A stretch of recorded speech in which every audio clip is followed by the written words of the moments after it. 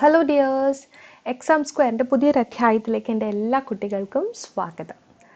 വരുന്ന LDC LD typist എക്സാംസിന് വേണ്ടിയിട്ടുള്ള മാത്സിൻ്റെ crash കോഴ്സാണ്. പ്രത്യേകിച്ചും പ്രീവിയസ് ഇയർ ക്വസ്റ്റ്യൻസ് ഉൾപ്പെടുത്തിയിട്ടുള്ള ക്രാഷ് കോഴ്സാണ് നമ്മൾ പഠിച്ചുകൊണ്ടിരിക്കുന്നത്. ഇത് 4ാമത്തെ ക്ലാസ്സാണ്. നമ്മളിന്ന് പഠിക്കാനായിട്ട് പോകുന്നത് ആവറേജ് ആണ് കേട്ടോ. ആവറേജ് അഥവാ ശരാശരിയാണ് പഠിക്കാനായിട്ട് പോകുന്നത്. അപ്പോൾ നമുക്ക് സ്റ്റാർട്ട് ചെയ്താലോ? നമ്മുടെ ചാനൽ ആദ്യമായിട്ടാണ് കാണുന്നുണ്ടെങ്കിൽ ചാനലൊന്ന് സബ്സ്ക്രൈബ് ചെയ്യാൻ മറക്കരുതേ. ക്ലാസ് ഇഷ്ടമായാൽ ലൈക്ക് ചെയ്യുക, നിങ്ങളുടെ കൂട്ടുകാർക്ക് ഷെയർ ചെയ്ത് കൊടുക്കാനും മറക്കരുത്. അപ്പോൾ നമുക്ക് ക്ലാസ് സ്റ്റാർട്ട് ചെയ്താലോ? ശരാശരി അഥവാ ആവറേജ്. അപ്പോൾ ഈ ഒരു ഭാഗത്ത് നിന്ന് PSC ക്വസ്റ്റ്യൻസ് ചോദിക്കുമ്പോൾ നമ്മൾ കുറച്ച് ബേസിക്സ് അറിഞ്ഞിരിക്കേണ്ടതായിട്ടുണ്ട് കേട്ടോ. അപ്പോൾ ബേസിക്സ് എന്ന് പറയുമ്പോഴത്തേക്കും നോക്കിക്കേ, നമുക്കറിയാം എണ്ണൽ സംഖ്യകൾ നിങ്ങൾക്ക് അറിയാമായിരിക്കുമല്ലോ, അഥവാ നാച്ചുറൽ നമ്പേഴ്സ് നിങ്ങൾക്ക് അറിയാം. 1, 2, 3, 4 എക്സെട്ര. ഇതാണ് നമ്മുടെ നാച്ചുറൽ നമ്പേഴ്സ് എന്ന് പറയുന്നത്. അങ്ങനെ ഒരു n നാച്ചുറൽ നമ്പേഴ്സ് ഉണ്ടെന്ന് വിചാരിക്കുക. ഓക്കെ, n നാച്ചുറൽ നമ്പേഴ്സ് ഉണ്ട്. ഈ n നാച്ചുറൽ നമ്പേഴ്സിൻ്റെ ആവറേജ്, നമ്മൾ പഠിക്കുന്ന ആവറേജ് ആണല്ലോ.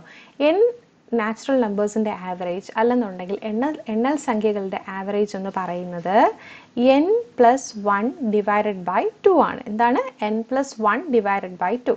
ഇപ്പോൾ സേ ഫോർ എക്സാമ്പിൾ, ഇപ്പോൾ ആദ്യത്തെ 5 എണ്ണൽ സംഖ്യകളുടെ ആവറേജ് കാണാൻ ചോദിച്ചാൽ നിങ്ങൾ എന്ത് ചെയ്യും?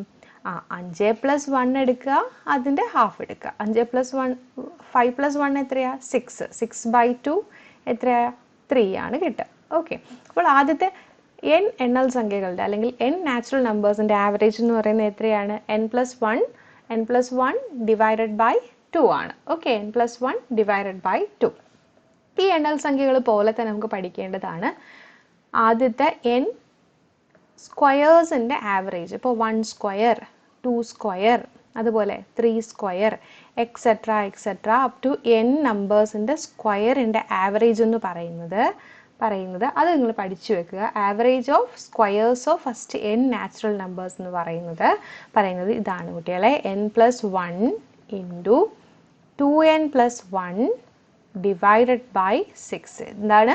n+1 into 2n+1 divided by 6 ആണ് ആദ്യത്തെ n നാച്ചുറൽ നമ്പേഴ്സിൻ്റെ സ്ക്വയേഴ്സിൻ്റെ ആവറേജ് എന്ന് പറയുന്നത് എത്രയാ? n+1 into 2n+1 divided by 6 ആണ് കേട്ടോ. n+1 into 2n+1 divided by 6 ആണ്. അതുപോലെ സ്ക്വയേഴ്സ് ഉണ്ടെങ്കിൽ നമുക്ക് എന്തുകൂടെ പഠിക്കാം? ക്യൂബ്സ് കൂടെ പഠിക്കാം. അതായത് 1 cube, 2 cube, 3 cube etcetera up to n cube. Okay, n cube വരെയുള്ള സംഖ്യകളുടെ, അതായത് n നാച്ചുറൽ നമ്പേഴ്സിൻ്റെ ക്യൂബുകളുടെ ആവറേജ് എന്ന് പറയുന്നത് എന്താണ്? അത് പഠിച്ചു വെക്കുക. n into n+1 the whole square divided by 4. എന്താണ്? n into n+1 the whole square divided by 4 ആണ് ഫസ്റ്റ് n നാച്ചുറൽ നമ്പേഴ്സിൻ്റെ ക്യൂബുകളുടെ ആവറേജ് എന്ന് പറയുന്നത്. ഓക്കെ, ഇനി അടുത്ത് നോക്കിയേ, sum of first n natural odd numbers. അതായത് ഓഡ് നമ്പേഴ്സ് നിങ്ങൾക്ക് അറിയാമല്ലോ, ഒറ്റ സംഖ്യകൾ. അപ്പോൾ ഒറ്റ സംഖ്യകൾ എന്ന് പറയുമ്പോൾ ഏതൊക്കെയാണ്? 1, 3, 5, 7 ഇങ്ങനെ ഒരു n ഓഡ് നമ്പേഴ്സ് ഉണ്ടെന്നുണ്ടെങ്കിൽ ഈ ഓഡ് നമ്പേഴ്സുകളുടെ ആവറേജ് എന്ന് പറയുന്നത് എന്താണ്? n തന്നെയാണ്. എന്താണ്? n തന്നെയാണ് കേട്ടോ, n തന്നെയാണ്. അതുപോലെ നമുക്ക് ഈവൻ നമ്പേഴ്സ് എടുക്കാം. ഈവൻ നമ്പേഴ്സ് എന്ന് പറയുമ്പോൾ 2, 4, 6, 8 etcetera up to n even numbers ഉണ്ടെന്നുണ്ട്, n നാച്ചുറൽ ഈവൻ നമ്പേഴ്സ് ഉണ്ടെങ്കിൽ അവയുടെ ആവറേജ് എന്ന് പറയുന്നത് എന്താണ്? n+1 ആണ്. എന്താണ്? n+1 ആണ്. ഓക്കെ, അപ്പോൾ നിങ്ങൾ ഇത്രയും കാര്യങ്ങൾ പഠിച്ചു വെക്കുക. അതായത് n എണ്ണൽ സംഖ്യകളുടെ അല്ലെങ്കിൽ നാച്ചുറൽ നമ്പേഴ്സിൻ്റെ ആവറേജ് എന്ന് പറയുന്നത് എത്രയാണ്? n+1/2. അതുപോലെ തന്നെ n സ്ക്വയേഴ്സിൻ്റെ, അതായത് നാച്ചുറൽ നമ്പേഴ്സിൻ്റെ എണ്ണൽ സംഖ്യകളുടെ സ്ക്വയറിൻ്റെ ആവറേജ് എന്ന് പറയുന്നത് എത്രയാ? n+1 into 2n+1 divided by 6 ആണ്. അതുപോലെ ക്യൂബുകളുടെ 1 cube, 2 cube, 3 cube etcetera up to n ക്യൂബുകളുടെ ആവറേജ് എന്ന് പറയുന്നത് എത്രയാ? n into n+1 the whole square divided by 4 ആണ്. അതുപോലെ നമ്മൾ ഈവൻ നമ്പേഴ്സ് ഓഡ് നമ്പേഴ്സിലോട്ട് വരികയാണെങ്കിൽ ഓഡ് നമ്പേഴ്സ് ഉണ്ടെന്നുണ്ടെങ്കിൽ ഓഡ് നമ്പേഴ്സുകളുടെ ആവറേജ് എന്ന് പറയുന്നത് n ആണ്. അത് പഠിക്കാൻ എളുപ്പമാണ്, കാരണം n ഓഡ് നമ്പേഴ്സിൻ്റെ ആവറേജ് എന്ന് പറയുന്നത് എത്രയാ? n തന്നെയാണ്. അതുപോലെ തന്നെ n ഈവൻ നമ്പേഴ്സിൻ്റെ ആവറേജ് എന്ന് പറയുന്നത് എത്രയാ? n പ്ലസ് 1 ആണ്. ഓക്കെ, n പ്ലസ് 1 ആണ്. ക്ലിയർ? അപ്പം അത്രയും പഠിച്ചു വെക്കാം കേട്ടോ. നമുക്ക് ക്വസ്റ്റ്യൻസ് ചെയ്യാം. ക്വസ്റ്റ്യൻ എന്താ നോക്കിക്കേ. ഫസ്റ്റ് ക്വസ്റ്റ്യൻ നോക്കിക്കേ. If the average of 13, 15 and a is 16, then a is എയുടെ വാല്യൂ എന്താണെന്നാണ് ചോദിച്ചേക്കുന്നത്. അതായത് 13, 15 a എന്നിവയുടെ ശരാശരി എന്ന് പറയുന്നത് എത്രയാണ് തന്നിട്ടുണ്ട്? 16 എന്ന് തന്നിട്ടുണ്ട്. 16 ആണെങ്കിൽ നമുക്ക് എന്താ കണ്ടുപിടിക്കേണ്ടത്? എ ആണ് കണ്ടുപിടിക്കേണ്ടത്. എന്താണ്? 13, 15 അതുപോലെ തന്നെ എ. 13 ഉണ്ട്, 15 ഉണ്ട്, പിന്നെ എ. അങ്ങനെ 3 സംഖ്യകളുണ്ട് കേട്ടോ. ഇവയുടെ ആവറേജ് എത്രയും തന്നിട്ടുണ്ട്, ശരാശരി എത്രയും നമുക്ക് തന്നിട്ടുണ്ട്? 16 എന്ന് തന്നിട്ടുണ്ട്. അങ്ങനെയാണെങ്കിൽ എയുടെ വിലയാണ് ചോദിച്ചേക്കുന്നത്. എങ്ങനെ കണ്ടുപിടിക്കും? നമുക്കറിയാം ആവറേജ് അഥവാ ശരാശരി എന്ന് പറയുമ്പോഴത്തേക്കും നമുക്ക് തന്നിരിക്കുന്ന സംഖ്യകളുടെ തുക സം ഡിവൈഡഡ് ബൈ എത്ര സംഖ്യകളാണോ ഉള്ളത് ആ എണ്ണം കൊണ്ട് എന്ത് ചെയ്യണം? ഹരിക്കണം. ഹരിക്കുമ്പോൾ നമുക്ക് എന്ത് കിട്ടും? ആവറേജ് കിട്ടും. ഇവിടെ ഇപ്പോൾ നോക്കിക്കേ, 13 ഉണ്ട്, 15 ഉണ്ട്, എ ഉണ്ട്. അപ്പോൾ ഇതിൻ്റെ ആവറേജ് എന്ന് പറയുമ്പോഴത്തേക്ക് എത്രയായിരിക്കും? 13 plus 15 plus a divided by 3 അല്ലേ? ഇത് എത്രയാണ് തന്നിട്ടുണ്ട്? 16 എന്ന് തന്നിട്ടുണ്ട്. ഇനി 13 പ്ലസ് 15 എത്രയാ? 28 പ്ലസ് എ എന്ന് പറയുന്നത് എത്രയാ? 16. ഈ 3 മേളിൽ ഇവിടെ വരും, ഇങ്ങോട്ടേക്ക് വരും. അപ്പം എന്ത് കിട്ടും? ഇൻറ്റു 3 ആകും. ഓക്കെ, അപ്പോൾ എത്രയാവും? 28 plus a equal to 16 into 3 എത്രയാ? 6 3 18, ഒന്ന് ശിഷ്ടം 48. എത്രയാണ്? 48. അപ്പോൾ നമുക്ക് എന്ത് കിട്ടി? 28 പ്ലസ് എ ഈക്വൽ ടു എത്ര കിട്ടി? 48 ആണെങ്കിൽ എയുടെ വാല്യൂ എന്താ? എ എന്ന് പറയുന്നത് 48 മൈനസ് 28 ആണ്. എത്രയാണ്? 48. 48 മൈനസ് 28. അപ്പോൾ എത്ര കിട്ടും? 8 നിന്ന് 8 കുറയ്ക്കുമ്പോൾ നമുക്ക് 0ആണ്. 4 നിന്ന് 2 പോകുമ്പോൾ 2. അപ്പോൾ എത്ര കിട്ടിയ എയുടെ വാല്യൂ? എയുടെ വാല്യൂ നമുക്ക് എത്രയാണ് കിട്ടിയത്? 20 ആണ് കിട്ടിയത്. അപ്പോൾ ഇങ്ങനെയുള്ള ക്വസ്റ്റ്യൻസ് ചോദിക്കാം കേട്ടോ. മനസ്സിലായോ? അപ്പോൾ അടുത്ത ക്വസ്റ്റ്യനിലോട്ട് പോകാം. അടുത്ത ക്വസ്റ്റ്യൻ എന്താ പറഞ്ഞിരിക്കുന്നത്? The average of 3 numbers is 20. If the sum of first 2 numbers is 42, then the third number is. Sum of first 2 numbers is 42, then the third numbers is. 3 സംഖ്യകളുടെ ശരാശരി എത്രയാണ് തന്നേക്കുന്നത്? 20 ആണ് എന്ന് പറഞ്ഞിട്ടുണ്ട്. 3 സംഖ്യകളുടെ ശരാശരി 20 ആണ്. അതിൽ ആദ്യത്തെ 2 സംഖ്യകളുടെ തുക 42 ആയാൽ മൂന്നാമത്തെ സംഖ്യയാണ് ചോദിച്ചേക്കുന്നത് കേട്ടോ. അപ്പം 3 സംഖ്യകളുടെ ശരാശരി എത്രയാ? 20 ആണ്. അതിൽ ആദ്യത്തെ 2 സംഖ്യകളുടെ തുക എത്രയും തന്നിട്ടുണ്ട്? 42 തന്നിട്ടുണ്ട്. അങ്ങനെയാണെങ്കിൽ മൂന്നാമത്തെ സംഖ്യ വളരെ എളുപ്പമാണ്. ഇപ്പോൾ നോക്കിക്കേ, ഞാനിപ്പോൾ സംഖ്യകൾ എക്സ്, വൈ, പിന്നെ ഇസഡ് എന്ന് പറഞ്ഞിട്ട് എടുക്കുകയാണ് കേട്ടോ. അപ്പോൾ എക്സ്, വൈ, സെഡ് എന്ന് പറഞ്ഞിട്ട് എടുക്കുക. ഇവയുടെ ആവറേജ് എന്ന് പറയുമ്പോഴത്തേക്ക് എത്രയായിരിക്കും? X plus y plus z divided by 3 ആയിരിക്കും അല്ലേ? അപ്പോൾ അത് എത്രയും തന്നിട്ടുണ്ട്? 20 എന്ന് തന്നിട്ടുണ്ട്. അങ്ങനെയാണെങ്കിൽ ഇവിടെ നമുക്ക് x plus y plus z നമുക്ക് എങ്ങനെ എഴുതാം? 20 ഇൻറ്റു 3 എത്രയാ? 60. എത്രയാണ്? 60. അപ്പോൾ നോക്കിക്കേ, x plus y plus z equal to നമുക്ക് എത്രയും തന്നിട്ടുണ്ട്? 60 നമുക്ക് കിട്ടി. ഇനി എന്താ പറഞ്ഞിരിക്കുന്നത്? ആദ്യത്തെ 2 സംഖ്യകളുടെ തുക 42 തന്നിട്ടുണ്ട്. അപ്പോൾ ആദ്യത്തെ 2 സംഖ്യകളെന്ന് പറയുമ്പോഴത്തേക്കും എക്സും വൈയും അല്ലേ? അപ്പോൾ എക്സ് പ്ലസ് വൈ എത്രയും തന്നിട്ടുണ്ട്? 42 എന്ന് തന്നിട്ടുണ്ട്. അപ്പോൾ ഇവിടെ നമുക്ക് സബ്സ്റ്റിറ്റ്യൂട്ട് ചെയ്ത് ചെയ്യാം. അപ്പോൾ എക്സ് പ്ലസ് വൈക്ക് പകരം എന്ത് കൊടുക്കാം? 42 പ്ലസ് സെഡ് ഈക്വൽ ടു എത്രയാ? 60. എങ്കിൽ മൂന്നാമത്തെ സംഖ്യ ആയിട്ടുള്ള സെഡ് എന്ന് പറയുന്നത് എത്രയായിരിക്കും? 60 മൈനസ് 42. അപ്പോൾ എത്ര കിട്ടും? 60 മൈനസ് 42 ചെയ്യുമ്പോൾ എത്ര കിട്ടും? 60 മൈനസ് 42 ഇവിടെ 0 നിന്ന് 2 പോകത്തില്ല, 6 നിന്ന് 1 ഇവിടെ കടമെടുക്കണം. അപ്പോൾ 10 ആവും. 10 മൈനസ് 2 8. ഇവിടെ 1 കടം പോയപ്പോഴത്തേക്ക് ഇവിടെ 6 നിന്ന് 1 കുറഞ്ഞല്ലേ? 5 ആയി. 5 മൈനസ് 4 1 18 കേട്ടോ. 18. അപ്പോൾ നമ്മുടെ ആൻസർ എത്രയാണ്? 18. അടുത്ത ക്വസ്റ്റ്യൻ നോക്കിക്കേ. Find the median of the numbers. Find the median of the numbers 8, 5, 13, 6, 15, 26, 20, 31. ഇതാണ് നമ്മുടെ ക്വസ്റ്റ്യൻ. മീഡിയൻ എന്ന് വെച്ചാൽ മലയാളത്തിൽ നമ്മൾ മധ്യമം എന്നാണ് പറയുക.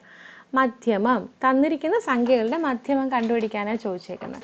അപ്പോൾ നമ്മൾ ചെയ്യേണ്ടത് എന്താണെന്ന് വെച്ചാൽ, ഇങ്ങനെ ഒരു കുറച്ച് നമ്പേഴ്സ് തന്നിരുന്നു കഴിഞ്ഞാൽ മധ്യമം കണ്ടുപിടിക്കാനായിട്ട് ആദ്യം നമ്മൾ ആരോഹണ ക്രമത്തിൽ എഴുതുക, അതായത് അസെൻഡിങ് ഓർഡറിൽ എഴുതുക, ചെറുതിൽ നിന്ന് വലുതിലോട്ട് എഴുതുക. ഓക്കെ, ചെറുതിൽ നിന്ന് വലുതിലോട്ട്. അപ്പോൾ നമുക്ക് ഇവിടുത്തെ നമ്മുടെ സംഖ്യകളെന്ന് പറയുമ്പോഴത്തേക്ക് ഏതൊക്കെയുണ്ട്?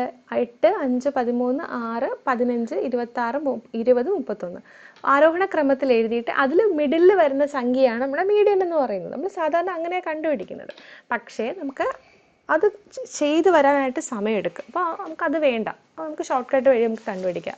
അപ്പോൾ നോക്കിക്കേ, നമുക്ക് തന്നിരിക്കുന്ന സംഖ്യകളുടെ എണ്ണം എന്ന് പറയുന്നത് ഓഡാണെങ്കിൽ, അതായത് ഓഡാണെന്നുണ്ടെങ്കിൽ, ഒറ്റ സംഖ്യകളാണെന്നുണ്ടെങ്കിൽ, ഒറ്റ സംഖ്യയാണ് ടോട്ടൽ എണ്ണം. ഇപ്പോൾ 7 സംഖ്യകളുണ്ടെന്നുണ്ടെങ്കിൽ അത് ഓഡായിരിക്കും. അതുപോലെ തന്നെ 8 സംഖ്യകളാണ് മൊത്തത്തിൽ തന്നിട്ടുണ്ടെന്നുണ്ടെങ്കിൽ അത് എന്തായിരിക്കും? അത് ഈവൻ ആയിരിക്കും. ഓക്കെ, അപ്പോൾ ഓഡാണെന്നുണ്ടെങ്കിൽ മീഡിയൻ കണ്ടുപിടിക്കാനായിട്ട് എന്ത് ചെയ്യണം? ഓഡാണെങ്കിൽ മീഡിയൻ കണ്ടുപിടിക്കേണ്ട ഫോർമുല n+1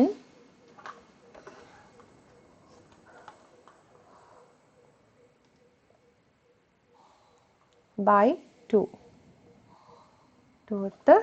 ടേം ആയിരിക്കും. ഓക്കെ, അതായത് ഓഡ്. ഇപ്പം നോക്കിക്കേ, ഇപ്പോൾ 7 സംഖ്യകളുണ്ട്. 7 സംഖ്യകളുണ്ടെന്നുണ്ടെങ്കിൽ അതിൻ്റെ മീഡിയൻ എന്ന് പറയുമ്പോഴത്തേക്ക് എന്തായിരിക്കും? മീഡിയൻ എന്ന് പറയുന്നത് ഏതായിരിക്കും? 7+1 ഡിവൈഡഡ് ബൈ 2. അതായത് 7+1 8. 8/2 എന്ന് പറയുന്നത് എത്രയാ?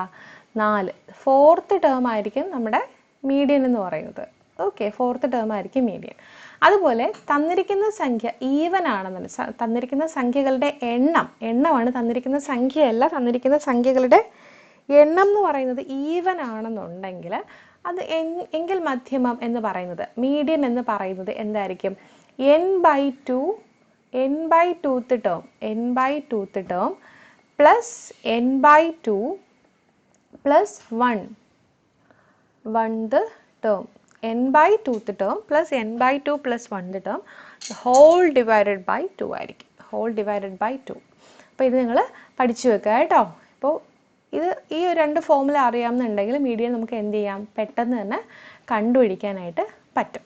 ഇനി നോക്കിക്കേ, നമുക്കിവിടെ തന്നിരിക്കുന്ന സംഖ്യകൾ നമുക്ക് എന്ത് ചെയ്യാം? ആരോഹണ ക്രമത്തിൽ ഒന്ന് എഴുതി നോക്കാം. അപ്പോൾ നമ്മൾ ഈ ഫോർമുല അപ്ലൈ ചെയ്യുന്നതിന് മുന്നേ എന്ത് ചെയ്യണം? ആരോഹണ ക്രമത്തിൽ എഴുതിയിട്ട് വേണം നമ്മൾ എന്ത് ചെയ്യാനായിട്ട്? ഈ ഒരു ഫോർമുല അപ്ലൈ ചെയ്യാനായിട്ട്. അപ്പോൾ നമുക്ക് ആരോഹണ ക്രമത്തിൽ എഴുതാം. ടീച്ചർ ഇവിടെ എഴുതി തരാം. നോക്കിക്കേ, ആദ്യം ഏറ്റവും ചെറുത് എഴുതുക, 6 അല്ലേ? 6 ആണോ? 6നേക്കാളും ചെറിയ സംഖ്യ ഇവിടെ കിടപ്പുണ്ട്, 5. 5, 6. അപ്പോൾ 5 എഴുതി, 6 എഴുതി. അടുത്ത ഏതാ വരുന്നത്? 8 എഴുതി. അത് കഴിഞ്ഞിട്ട് പിന്നെ വരുന്ന സംഖ്യ ഏതാണ്? 13 അല്ലേ? 13 എഴുതി. അത് കഴിഞ്ഞിട്ട് അപ്പോൾ 13 എഴുതി. അത് കഴിഞ്ഞിട്ട് പിന്നെ വരുന്നത് 15 ആണ്. അപ്പോൾ 15 എഴുതി. അത് കഴിഞ്ഞിട്ട് വരുന്ന സംഖ്യ 20. 20 കഴിഞ്ഞിട്ട് 20 കഴിഞ്ഞിട്ട് വരുന്നത് 26. ഓക്കെ, 26 കഴിഞ്ഞിട്ട് വരുന്നത് 31. അപ്പോൾ ഇത്രയായ നമ്മൾ ആരോഹണ ക്രമത്തിൽ എന്ത് ചെയ്തു? എഴുതി. ഇനി നോക്കുക, എണ്ണി നോക്കുക എത്ര സംഖ്യകൾ ഉണ്ടെന്നുള്ളത്. 1, 2, 3, 4, 5, 6, 7, 8. എത്രയാണ്? 8 സംഖ്യകളാണ് വരുന്നത് അല്ലേ? 1, 2, 3, 4, 5, 6, 7, 8. 8 എന്ന് പറയുമ്പോൾ ടോട്ടൽ എത്ര സംഖ്യകളുണ്ട്? 8 സംഖ്യകളുണ്ട്. അപ്പോൾ നമ്മൾ മീഡിയൻ കണ്ടുപിടിക്കുക ഏത് ഫോർമുല ഉപയോഗിക്കണം? ഈ ഫോർമുല ഉപയോഗിക്കണം. അപ്പോൾ n എന്ന് പറയുന്നത് ഇവിടെ നമുക്കിപ്പോൾ n എന്ന് പറയുന്നത് എത്ര എന്ന് പറഞ്ഞിട്ട് കിട്ടി? 8 എന്ന് പറഞ്ഞിട്ട് കിട്ടി. അപ്പോൾ ഇവിടെ സബ്സ്റ്റിറ്റ്യൂട്ട് ചെയ്തേ. 8/2 എത്രയാ? 8/2 എന്ന് പറയുന്നത്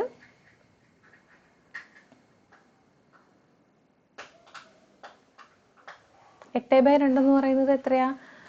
4. അപ്പോൾ 4ാമത്തെ പദം എടുക്കുക. 1, 2, 3, 4. 4ാമത്തെ പദം ഇതാണ്. 13 പ്ലസ് n/2 പ്ലസ് 1. n/2 എന്ന് പറയുന്നത് എത്രയാ? n എന്ന് പറയുന്നത് 8. 8/2 8ന്റെ പകുതി 4. 4 പ്ലസ് 1 5. ഏതാ? 15. 15 എടുത്തു. ഡിവൈഡഡ് ബൈ 2 ചെയ്താൽ മതി. അപ്പോൾ എത്ര കിട്ടി? 13 പ്ലസ് 15 എത്രയാ? എത്ര വരും? 28/2. അപ്പോൾ എത്ര വരും? 14.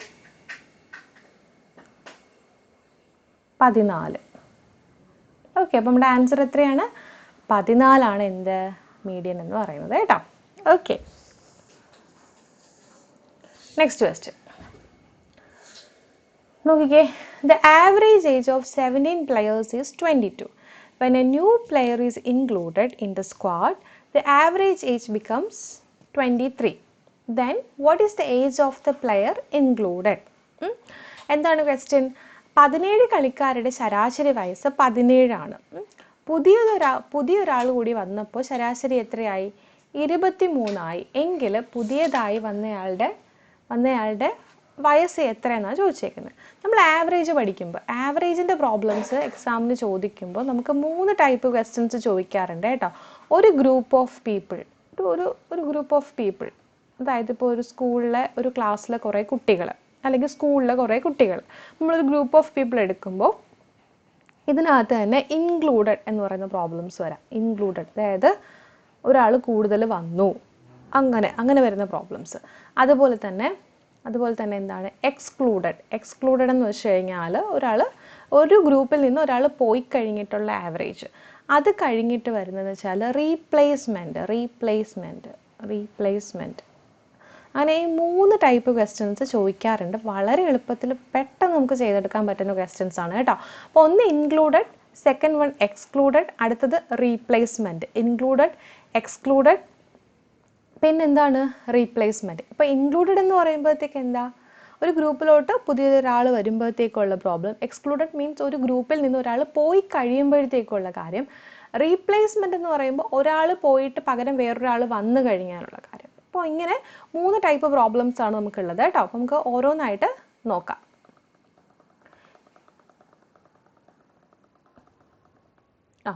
ഓക്കെ. അപ്പോൾ ഇവിടെ എന്താ പറഞ്ഞിരിക്കുന്നത്? The average age of 17 players is 22. When a new player is included in the squad, the average age becomes 23. What is the age of the player included? എന്നാണ് ക്വസ്റ്റ്യൻ ചോദിച്ചേക്കുന്നത്. അപ്പോൾ 17 കളിക്കാരുടെ ശരാശരി വയസ്സ് എത്രയാണ്? 17 ആണ്. അപ്പോൾ നമുക്ക് 17 കളിക്കാരുണ്ടല്ലേ. അപ്പോൾ അവരുടെ ശരാശരി വയസ്സ് എത്രയാണ് നമുക്ക് തന്നിട്ടുണ്ട്? 17. Average age of 17 players is 22 ആണ് കേട്ടോ. 22 ആണ്. ടൈപ്പിംഗ് മിസ്റ്റേക്ക് ആണ് കേട്ടോ. 22 എന്നാണ് തന്നേക്കുന്നത്. ഓക്കെ. ഇനി എന്താ പറഞ്ഞിരിക്കുന്നത്? When A new player is included, പുതിയൊരു പ്ലെയർ കൂടെ ഈ ഗ്രൂപ്പിലോട്ട് വന്നപ്പോൾ എത്രയായി അവരുടെ ശരാശരി വയസ്സെന്ന് പറയുന്നത്? 23 ആയി അല്ലേ. അപ്പോൾ 17 പേരുണ്ടായിരുന്നു, ഒരാൾ കൂടെ വരുമ്പോൾ എത്ര പേരാകും? ആകെ 18 ആകും അല്ലേ. അപ്പോൾ 18 പേരുടെ ശരാശരി വയസ്സെന്ന് പറയുന്നത് എത്രയായി? ഇപ്പോൾ അത് 23 ആയി. അങ്ങനെയാണെങ്കിൽ പുതിയതായിട്ട് വന്ന ആളുടെ വയസ്സാണ് ചോദിച്ചേക്കുന്നത്. അപ്പോൾ ഇത് ചെയ്യാൻ വളരെ എളുപ്പമാണ് കുട്ടികളെ. ആദ്യം നിങ്ങൾ ഇങ്ങനെ എഴുതുക. എത്ര പേരുണ്ടായിരുന്നു, ആദ്യം എത്ര പേരുണ്ടായിരുന്നു, അവരുടെ ശരാശരി. പുതിയൊരാൾ വന്നപ്പോഴത്തേക്കും ശരാശരിക്ക് ഉണ്ടായ മാറ്റം അത് നിങ്ങൾ എഴുതി വെക്കാം. ഇത്ര എഴുതുന്നതിന് ബുദ്ധിമുട്ടൊന്നുമില്ലല്ലോ. ഇനി ചെയ്യേണ്ടത് ഇങ്ങനെയാണ്. 17 18 ആകാനായിട്ട് എത്ര കൂട്ടണം? 1 കൂട്ടണം അല്ലേ. എത്ര യൂണിറ്റാണ് കൂടിയത്? 1 യൂണിറ്റ് കൂടി. അതുപോലെ ശരാശരി എന്ന് പറയുന്നത് എത്ര യൂണിറ്റ് കൂടി? 22 നിന്ന് 23 ആകാനായിട്ട് എത്ര യൂണിറ്റ് കൂടി? 1 കൂടി. അപ്പോൾ ഇത്ര എഴുതുന്നതിനും ബുദ്ധിമുട്ടില്ലല്ലോ. 17 18 ആകാൻ 1 കൂടി, 22 23 ആകാനായിട്ട് എത്ര കൂടി? 1 കൂടി. ഓക്കെ. ഇനി നിങ്ങൾ ചെയ്യേണ്ടത് വളരെ എളുപ്പമാണ്. ഈ കിടക്കുന്ന ഈ 1 ഇല്ലേ, ഈ 1നെ ഈ 23 കൊണ്ട് എന്ത് ചെയ്യണം? മൾട്ടിപ്ലൈ ചെയ്യണം.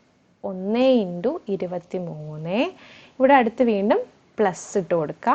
എന്നിട്ട് ഈ 1 കൊണ്ട് നമ്മൾ എവിടെ മൾട്ടിപ്ലൈ ചെയ്യണം? ഈ ലെഫ്റ്റിലെ ടോപ്പ് മോസ്റ്റ് നമ്പറിനെ മൾട്ടിപ്ലൈ ചെയ്യണം. അതായത് 1 × 17 എത്രയാണ്?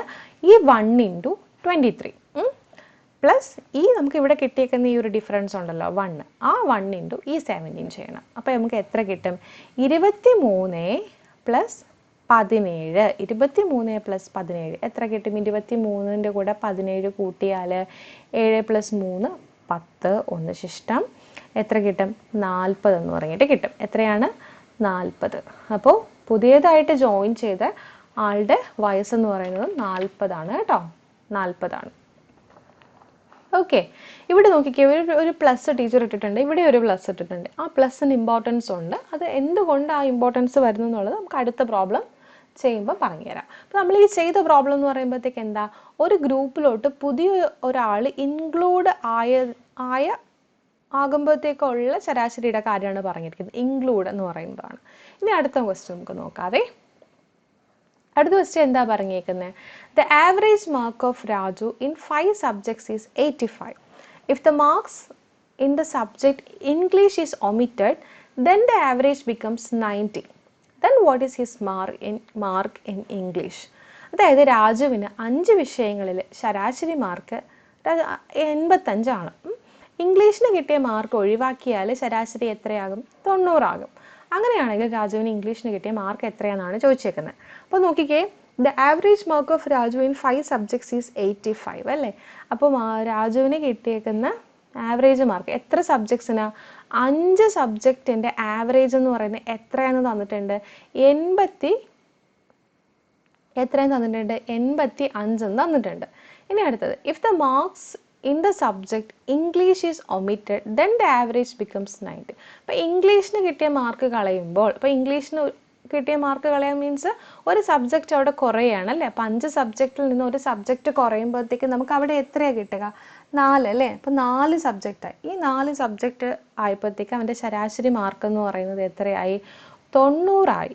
അങ്ങനെയാണെങ്കിൽ അവൻ ഇംഗ്ലീഷിന് കിട്ടിയ മാർക്കാണ് ക്വസ്റ്റ്യൻ ചോദിച്ചേക്കുന്നത്. ഓക്കെ, ഇത് നമ്മൾ നേരത്തെ ചെയ്ത അതേ മെത്തേഡ് വെച്ച് നമുക്ക് ചെയ്യാം. 5 4 ആകാൻ ഒന്ന് കുറയ്ക്കണം അല്ലേ, ഒന്ന് കുറച്ചു. 85 90 ആവുന്നത് എപ്പോഴാണ്? 85 90 ആവുന്നത് ഒരു 5 കൂടുമ്പോഴല്ലേ. 85 + 5 അല്ലേ 90. അപ്പോൾ ഒരു 5 കൂടുമ്പോഴത്തേക്കുമാണ്. ഇത് പഴയ സ്റ്റെപ്പ് തന്നെയാണ്. മൈനസ് ഉൾപ്പെടെ വേണം നിങ്ങൾ എടുക്കാൻ കേട്ടോ. മൈനസ് ഉൾപ്പെടെ എടുക്കുക. -1 ഇൻറ്റു ഈ 90 ചെയ്യുക. -1 ഇൻറ്റു 90 പ്ലസ് 5 ഇൻറ്റു ഈ 5നെ ഏതുകൊണ്ട് മൾട്ടിപ്ലൈ ചെയ്യണം? ഈ 5 കൊണ്ട് മൾട്ടിപ്ലൈ ചെയ്യണം. 5 ഇൻറ്റു 5. അപ്പോൾ എത്ര കിട്ടി? -90 പ്ലസ് 25. -90 പ്ലസ് 25. അപ്പോൾ എത്ര കിട്ടി? 90ൽ നിന്ന് 25 അങ്ങ് കുറച്ച്. അപ്പോൾ എത്ര കിട്ടും നമുക്ക്?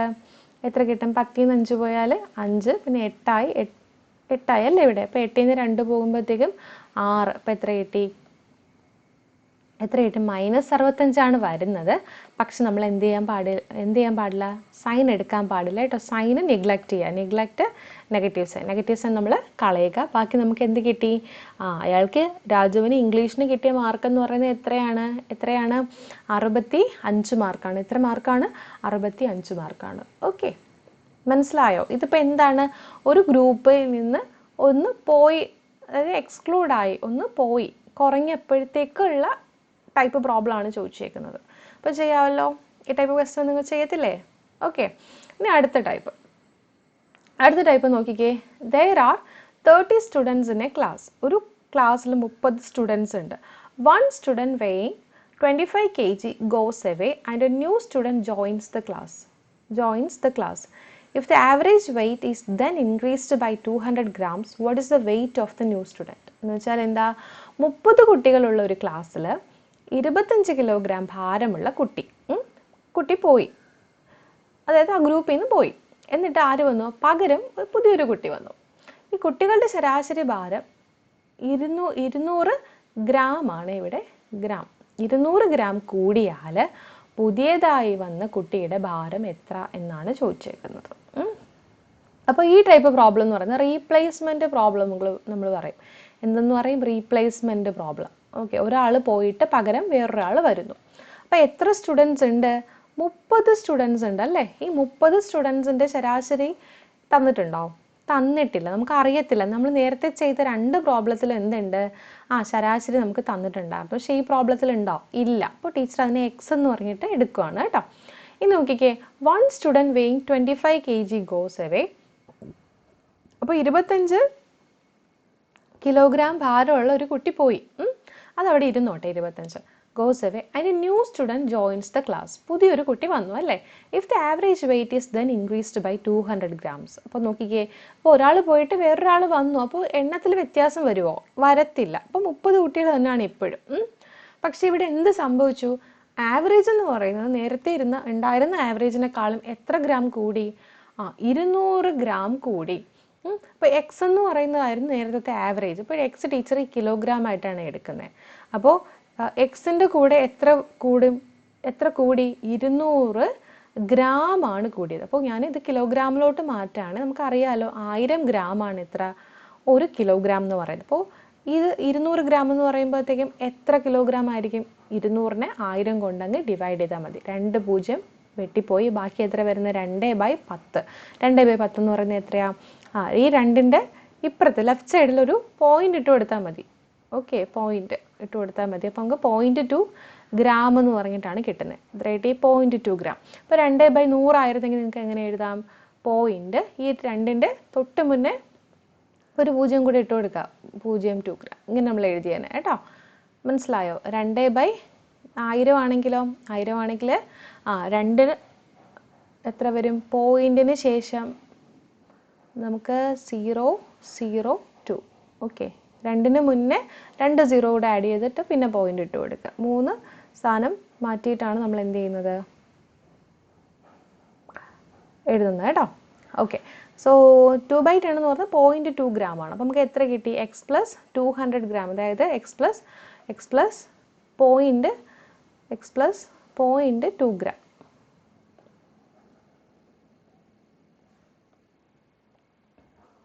Plus 0.2 kilogram. ഓക്കെ, അപ്പോൾ എക്സ് എന്ന് പറയുന്നത് എത്രയായിട്ട് മാറി? എക്സ് പ്ലസ് 0.2 കിലോഗ്രാം ആയിട്ട് നമ്മുടെ ആവറേജ് എന്ന് പറയുന്നത് മാറിയിട്ടുണ്ട്. അപ്പോൾ ഇവിടെ നോക്കിക്കേ, 30 എന്ന് പറയുന്നത് മാറിയിട്ടുണ്ടോ? ഇല്ല. ഇത് നമ്മുടെ പഴയ മെത്തേഡ് തന്നെ കേട്ടോ. അപ്പോൾ 30 അപ്പോൾ ഡിഫറൻസ് എത്ര? 0 ആണ്. പക്ഷേ എക്സ് പ്ലസ് 0.2 ആയല്ലേ? അപ്പോൾ ഡിഫറൻസ് എത്ര? വ്യത്യാസം എത്രയാ? എത്ര കൂടി? എക്സിന് എത്ര കൂടി? 0.2 കൂടി അല്ലേ?